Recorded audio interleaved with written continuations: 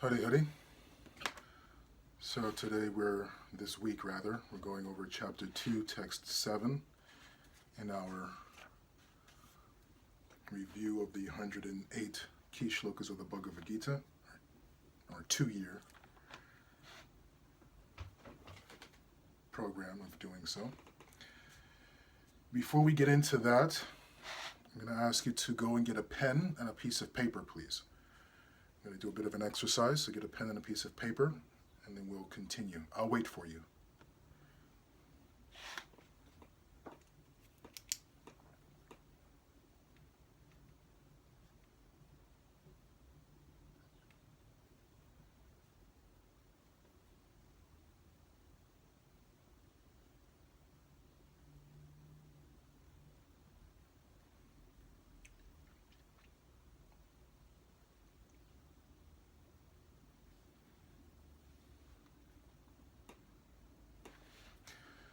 Okay, so the first thing, you've got a pen and piece of paper. This is important.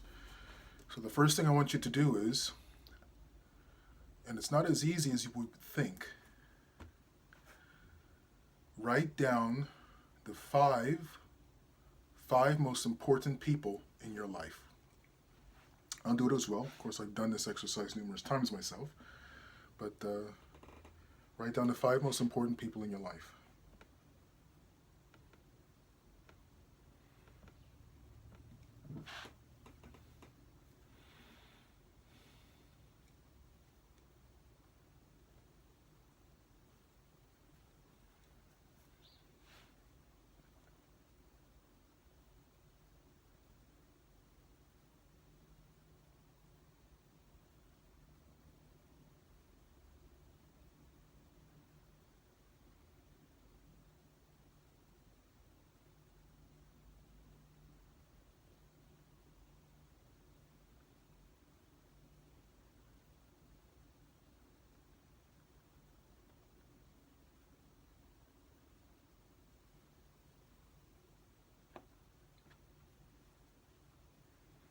All right, have you put in the top 5? Just the top 5. I'll give you a little more time to struggle with this.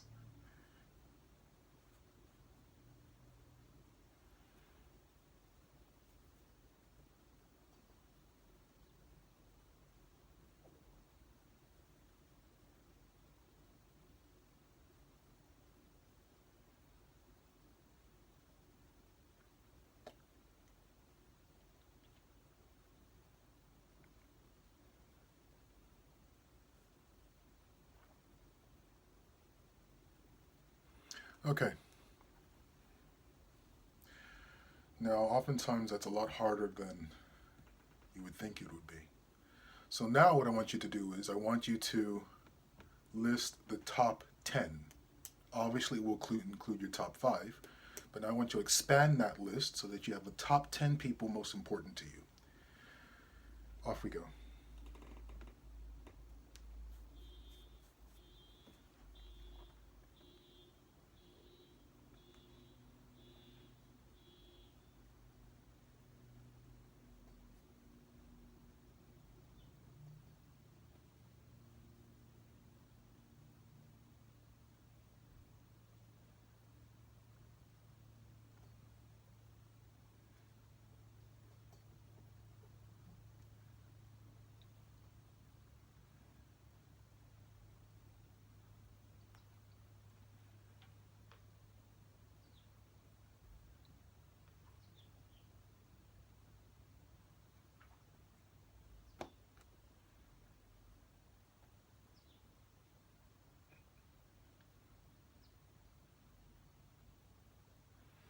All right.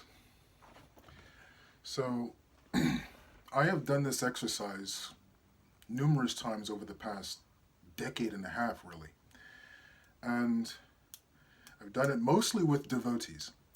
And although I've done it at universities when I've given lectures at universities, but at least for devotees, when sometimes I've done the exercise and I've haven't had enough, if I did it in a Bhagavatam class or something, didn't have enough pens and paper for all the devotees to write it down.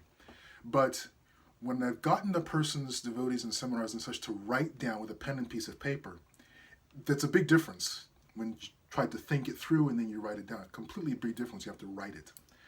But for those devotees who would write down their top 5, and this is something I would wager money. If I were a betting man, I would wager money that us here, we did not do this here. In the past, it has been that, now this is, I should say this is private, this is free. You don't have to tell me or put in the comments what your top 5 or top 10. This is for you. After this lecture, you can ball it up, throw it in the garbage. This is just to get a thought process activated. People have difficulty naming their top 5 most important people. That's generally where the difficulty comes. When I've asked them to put the top 10, it's much easier. And in fact, sometimes the difficulty is in identifying 10 people that they would classify as most important, right? Sometimes people come with 7 or 8. Coming up with 10 people has oftentimes, amusingly, come to be a bit difficult. It's not good or not bad, it's just that's the reality of a person's life, so be it.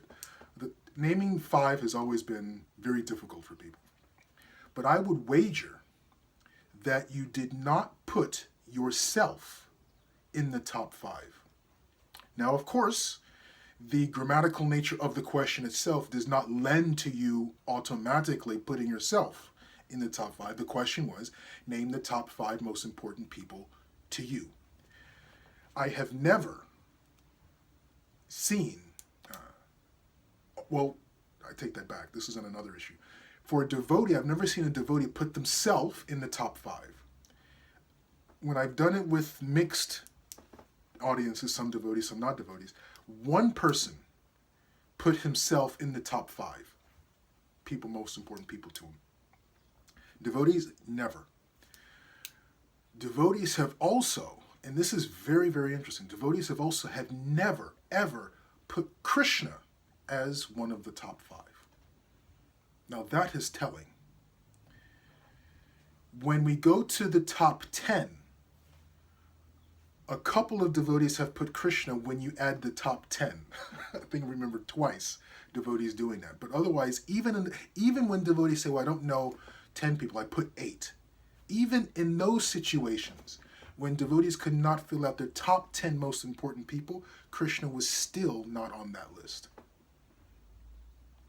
So those two things, we rarely, if ever, put ourselves on the top 5, and even in the top 10. Granted, giving license for the fact that the question doesn't grammatically lend for us automatically doing that. But still, even so, we have not put ourselves in the top 5, in the top 10, certainly not in the top 5. And as Vaishnavas, and this interaction is primarily for Vaishnava devotees, we have not put ourselves in the top 5. Now, this is very interesting because, well, we're going to come back to this. Let's read the verse of the day because that's going to tie into my presentation. Text 7, Arjuna is saying, now I am confused about my duty and have lost all composure because of miserly weakness.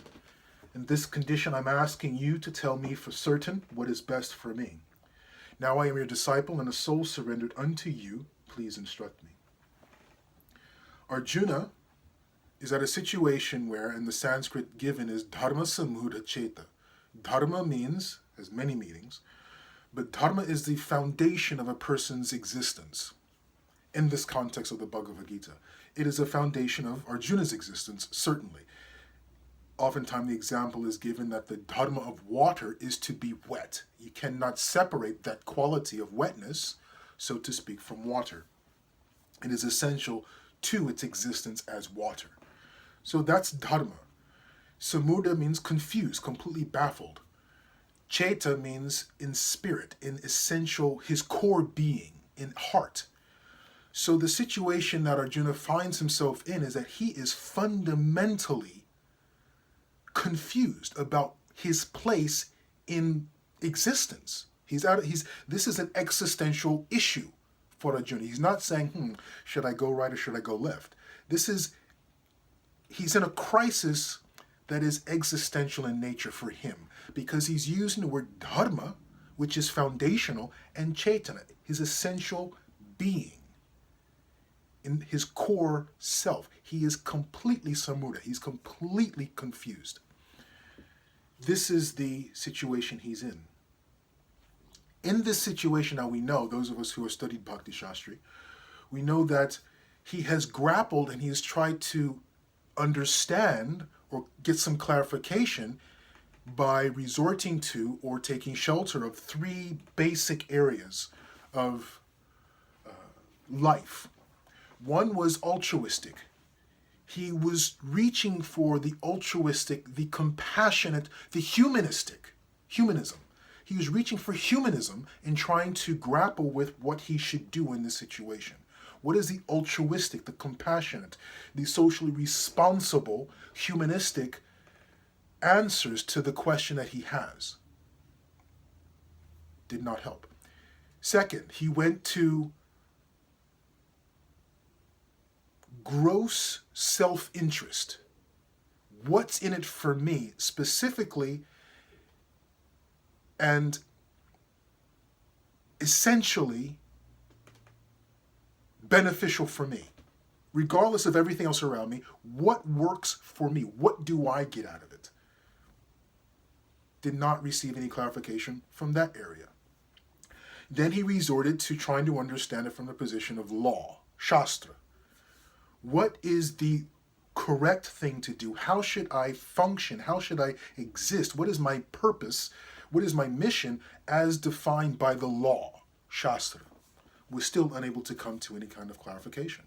In fact, he became only more confused. And then he went to Krishna. And this is why we've gone through this exercise. We know when we travel on an airplane, which in this day and age probably hasn't been for some time now, be that as it may, we listen to the safety instructions of the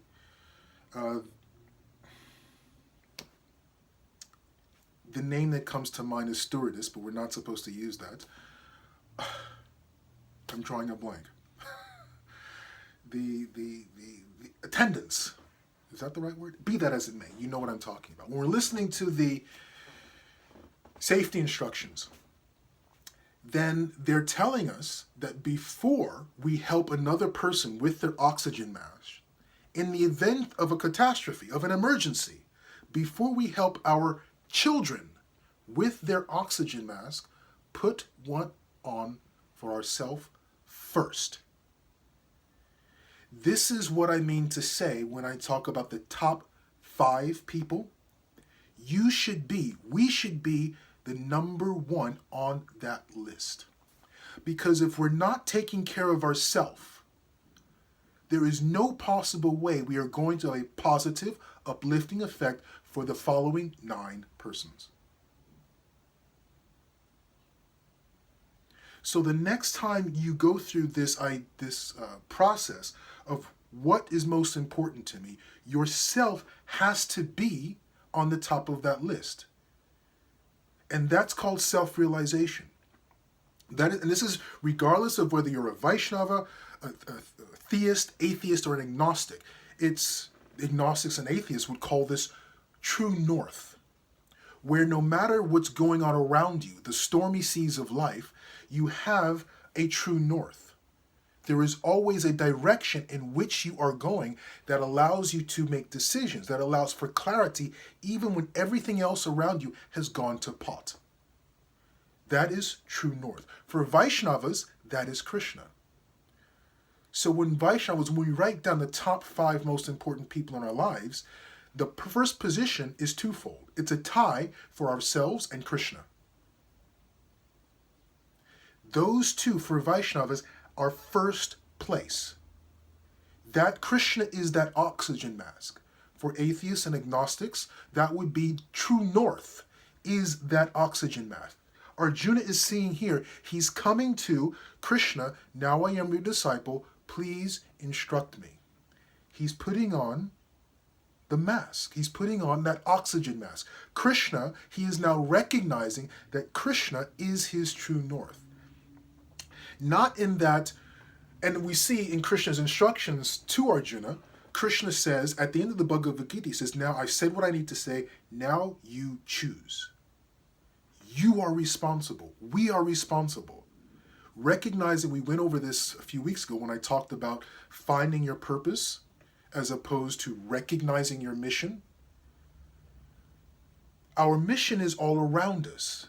We haven't recognized it. The key is identifying it and then choosing. The choice always has to be there. We have the responsibility to choose. What is very interesting about Arjuna here in the Bhagavad Gita is that he does not blame anyone else.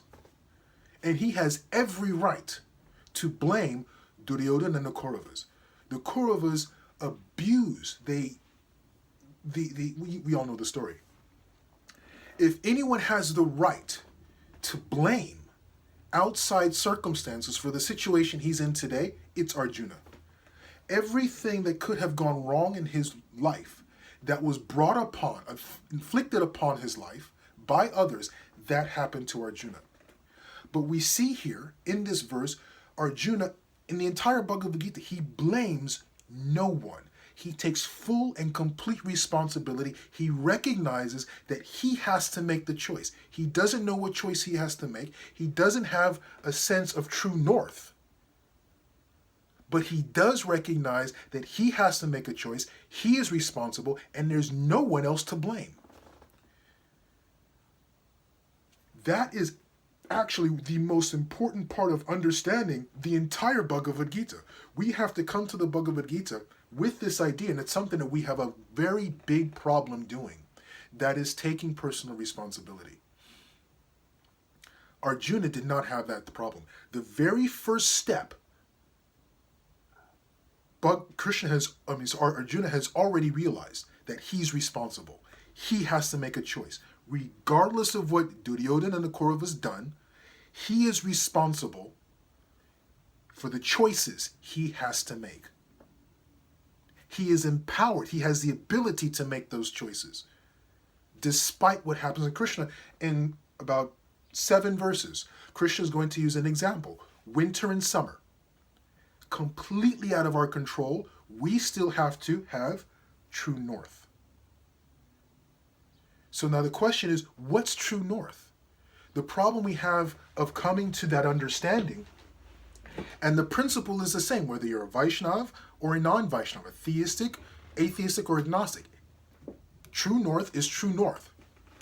That necessity for having true north is universal. How to gain that true north direction, that true north bearings, orientation. It's deceptively simple, very, very easy. The only thing necessary in order to gain that bearing, that orientation, is overcoming procrastination and laziness, because the process is very easy. It's long term. It takes something that you have to continue to do and engage in, but it really is very, very easy. And that is, shut up. As Vaishnavas, we know this. We have, and this is something I'm giving you how it works for me, and you'll have to develop something that works for you that is individual to you. For those of us who are second initiated, we have to chant Gayatri 3 times a day. For me, that has been the perfect time to shut up. It's not about chanting Gayatri, it's not about chanting japa. I'm not talking about that. Chanting japa and chanting Gayatri is an important part of gaining the strength and the courage to then follow true north. Because one thing I'm going to talk about is how difficult it is. It's one thing to know, to have your orientation, to be facing in the right direction. It's an entirely different proposition to then choose to walk that path. That is a completely different kettle of fish. We're talking about just getting oriented in the right direction. shut up. Krishna, and I'm talking to Vaishnavas here, this presentation is to Vaishnavas, but though it's not much different for non-Vaishnavas. For Vaishnavas, it is the example that Arjuna is doing here. He's saying, Krishna, please instruct me. Vaishnavas, we have that. What's our greatest misfortune is that we can write a list of the 5 most important people in our life, and Krishna is not on that list. When we know that the most important thing that we can do for others is to put on an oxygen mask. Krishna being that oxygen mask, and yet he's not on that list. That is the tragedy. Our success, our ability to deal and help and be an influence, a positive influence on every other aspect and every other person of our life hinges on ourselves wearing an oxygen mask. Yet we don't do that. Sitting and conversing with Krishna is the way for Vaishnavas to do that. Arjuna, of course, he has Krishna right literally in front of him on the chariot. And we think, oh, well, yeah, Mahavishnu, Krishna's right there. That is the illusion, to think that we do not have access to Krishna. That is the greatest illusion. We can sit and in a moment have access to Krishna. Speak to Krishna. Krishna, what am I doing here? Ask the very same question Arjuna is asking. What am I doing here? What's not my purpose? What is meaning, mission? What is this all about? In the situation I'm in, how do Arjuna asks a wonderful question. And he phrases it very wonderfully when he talks about a self-realized person. How does he sit? How does he walk? How does he speak? These are questions we have to ask. And we have the ability and the access to Krishna in order to ask them. The problem is we just don't do it. There is some block where we think we cannot sit and ask these questions of Krishna. Now I must say, if you ask these questions and you hear an answer, that's not Krishna. Go get yourself checked. I'm not talking about hearing voices. I want to make that. If you're hearing voices, get yourself checked. What I'm talking about having access to Krishna and receiving answers is because the answers are all around us. My wife, Devi, she is remarkable in so many ways. I can go now. I went to Gurukul. I learned how to cook in Gurukul. I consider myself a fairly decent cook. I can go into the kitchen. I can look around and I can look in the refrigerator and the cupboards and I can say, my God, what am I going to make? There's nothing here. I got to go to the store to get 1 or 2 things to make whatever. Davy, she'll say, there's so much in here. Look, there's this, and I just don't see it. She will go in the kitchen. What I had just looked in the kitchen, could not see what I wanted. It was on the way to the store. She says, don't go to the store. This is what we're going to do. And she will proceed, and I will watch and help, and she will proceed to make a 5-course meal with things that I did not see. Even after looking in the refrigerator, I didn't see it. Even after looking in the cupboards, I did not see any of the stuff that she prepared for dinner. Did not see it. Now, I saw it. Of course I saw it. I saw it. It was there. But I didn't see it. Do you get my point?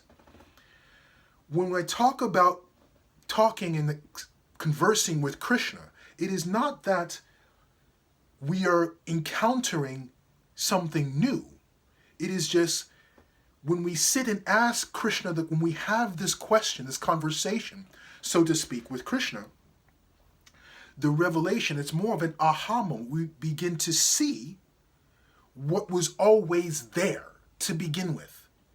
And it's more like we get aha moments. That's what that is.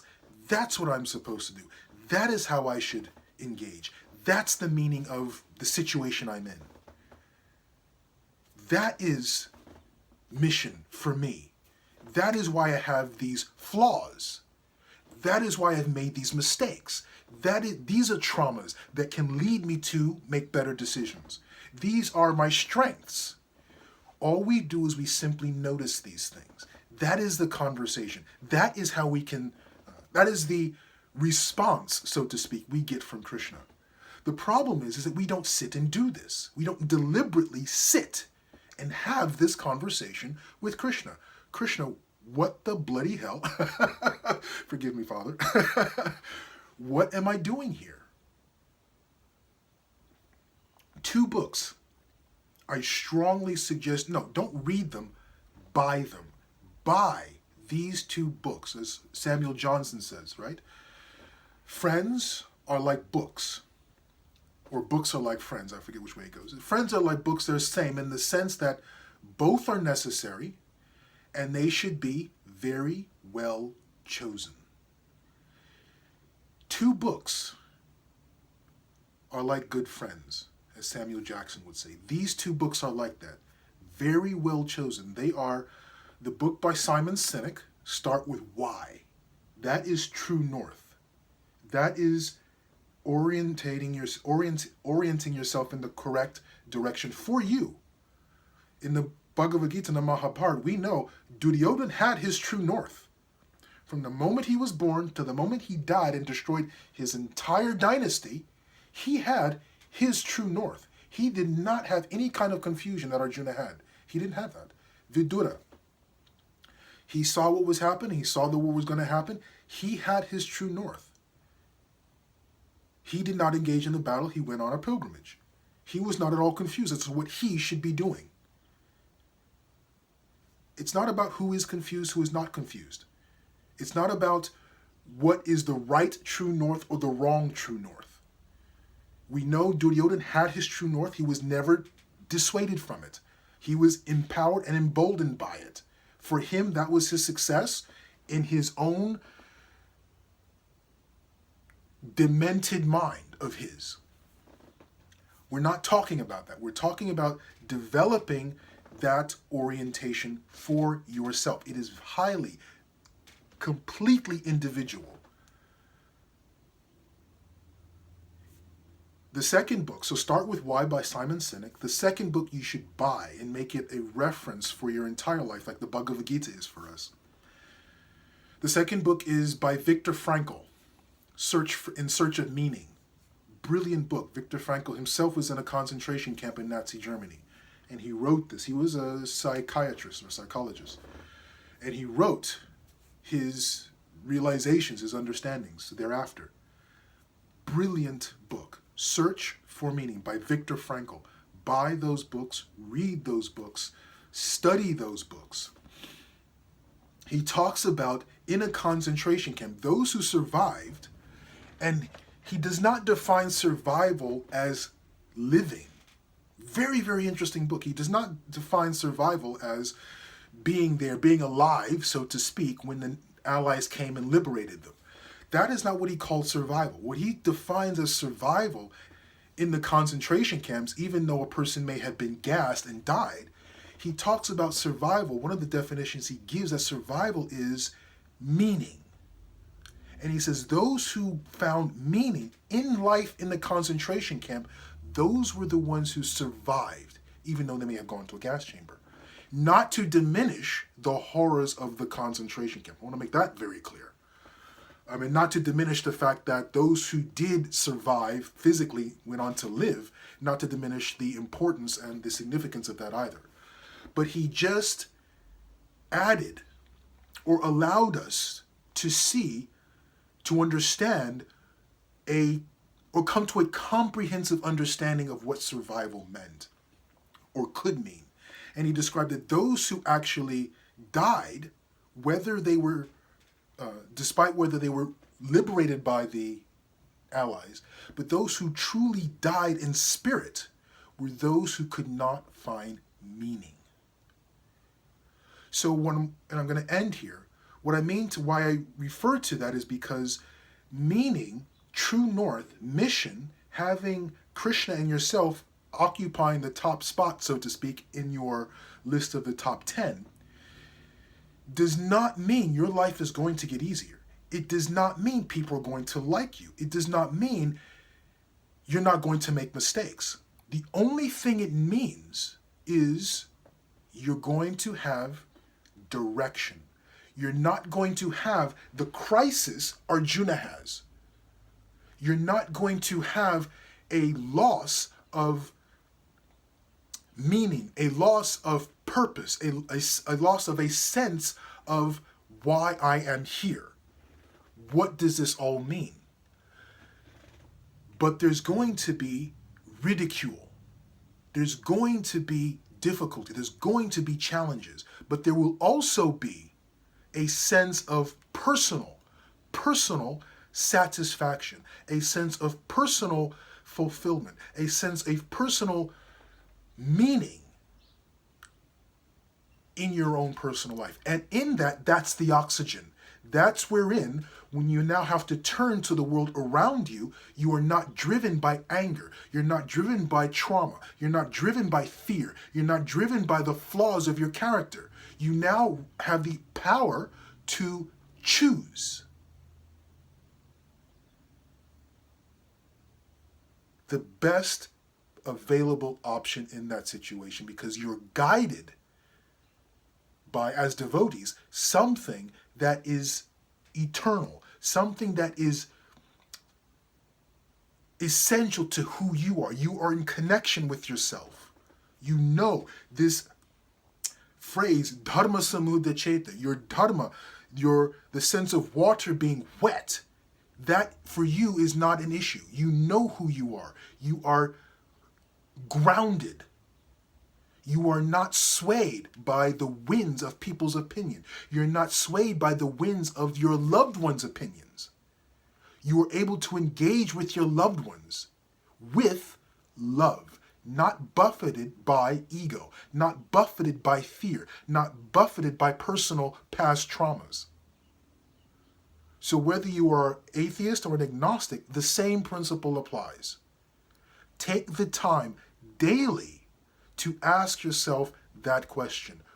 What am I here not necessarily for, but you can start with that question, but that question, and that's very important too, start with that question. And this is something that has to be done. It's not a one-off thing.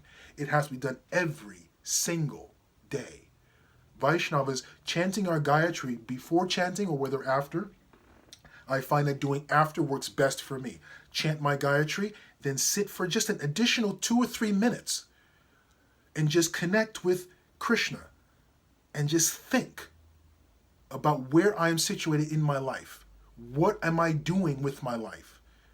What is the mission? I have my own understanding, my own recognition of my life's mission. Am I living to that? How is something that has just happened in work, how does that relate to my mission? Am I bringing the two together? This is a practice that has to be done every single day, several times a day. And then you live accordingly. And you are not buffeted by pandemics. We're not buffeted by what a person who is on our top 5 list thinks about us. We're not buffeted by their opinion. We're able to deal with those persons, interact with them, we love that person. We're able to have the space and the power to choose love. And we'll end there. Hari Hari.